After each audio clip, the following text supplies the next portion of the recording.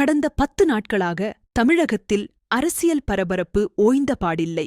காரணம், அண்ணாமலை மத்திய உள்துறை அமைச்சர் திரு அமித்ஷாவை எடப்பாடி பழனிசாமி சந்தித்தது. அதனைத் தொடர்ந்து பாஜக மாநிலத் தலைவர் கொடுத்த பேட்டிகளில் வெளிப்படுத்திய அதிர்ச்சிகர விரக்தி என அண்ணாமலை பாஜக மற்றும் அதிமுகவை சுற்றியே தமிழக ஊடகங்கள் இயங்கிக் கொண்டிருக்கின்றன.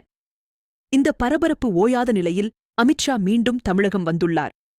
இன்று இரவு முதல் நாளை மாலை வரை சென்னை கிண்டி ஐடிசி சோழா நட்சத்திர ஹோட்டலில் தங்கி பல்வேறு அரசியல் நிகழ்வுகளை மேற்கொள்ள உள்ளதாக பரவலாக பேசப்பட்டு வருகிறது.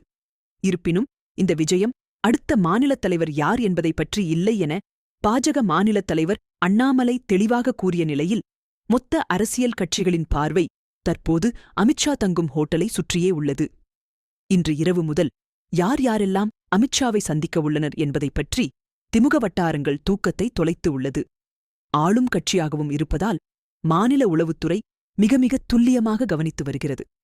ஹோட்டலின் அனைத்து நுழைவு மற்றும் வெளியேறும் வாயில்களில் பலத்த பாதுகாப்பு போடப்பட்டுள்ளது.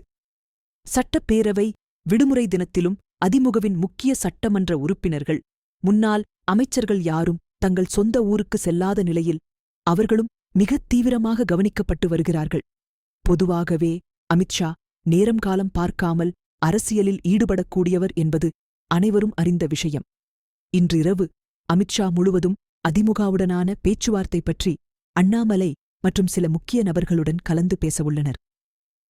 பாஜகவின் வளர்ச்சியை முன்னிறுத்தியே முடிவுகள் எடுக்கப்பட வாய்ப்புள்ளது என்றே இரகசிய வட்டாரங்கள் தெரிவிக்கின்றன.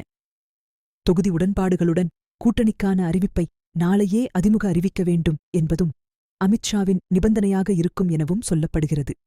நாலாபுரமும் வழிகள் அடைக்கப்பட்ட நிலையில் தள்ளாடும் எடப்பாடி பழனிசாமி நடிகர் விஜயுடனும் இரகசிய பேச்சுவார்த்தையில் உள்ளது அமித்ஷா காதுகளுக்கு சென்றுவிட்டதாகவும் தெரிகிறது.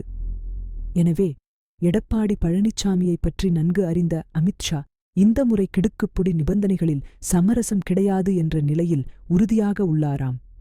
நாளை பெரிய அரசியல் திருப்பங்களுக்கான தினம் என்ற எதிர்பார்ப்பில் அனைத்து தரப்பினரும் எதிர்நோக்கி கவனித்து வருகின்றனர்.